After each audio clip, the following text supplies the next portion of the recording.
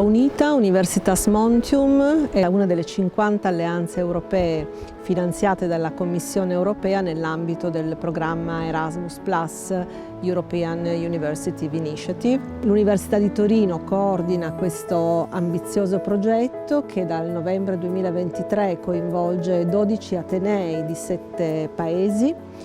e progetto che intende avere un forte impatto trasformativo sulla didattica, sulla ricerca e in particolare anche proprio sul rapporto tra università e territorio. Proprio di questo si è parlato il 18 gennaio 2024 a Biella, città studi, in una giornata dedicata a una delle azioni chiave dell'Alleanza Unita, che è la Rural Mobility. La Rural Mobility è una nuova forma di mobilità internazionale che offre a studenti e studentesse degli Atenei Partner l'opportunità di svolgere degli stage multidisciplinari lavorando a diretto contatto con enti e organizzazioni del territorio. La giornata, che è stata organizzata a Biella con la collaborazione della cooperativa Nemo, ha visto un dialogo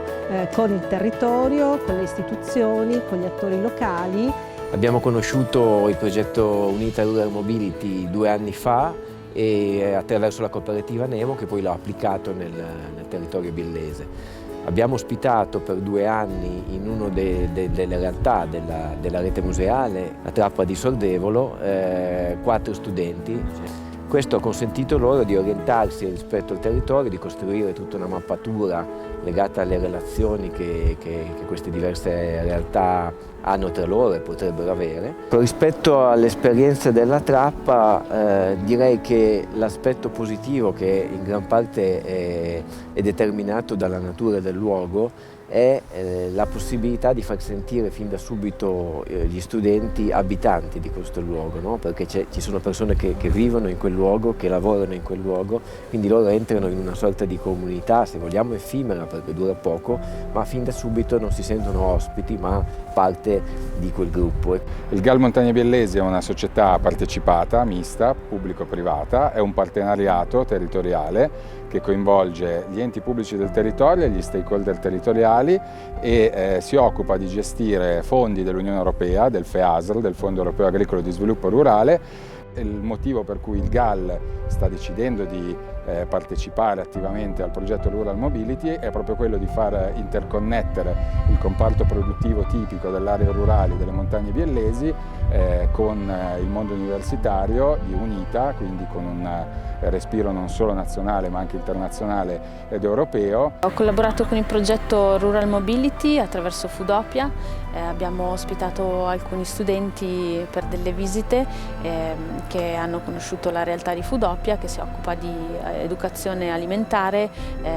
trasformazione di cibo e agricoltura. La comunità di Slow Food è a totale disposizione del progetto per creare nuove sinergie e implementare l'educazione e la cultura del cibo sul territorio biellese. E credo sia un progetto appunto interessante per il nostro corso di laurea, perché appunto ci sono molti temi che accomunano il corso di laurea con l'esperienza di UNITA e in particolare appunto le connessioni che si creano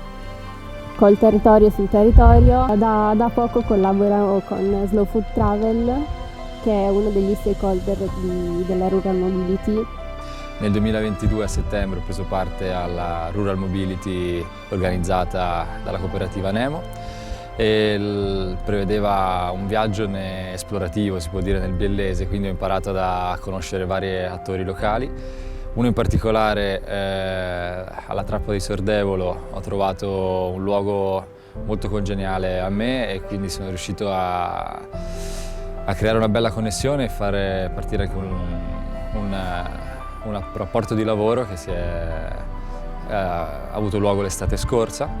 che si riproporrà anche l'anno prossimo, quindi in questo senso la Rural Mobility ha avuto un impatto importante sulla mia vita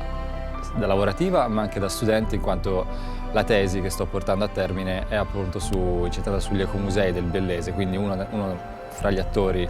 che operano sul territorio.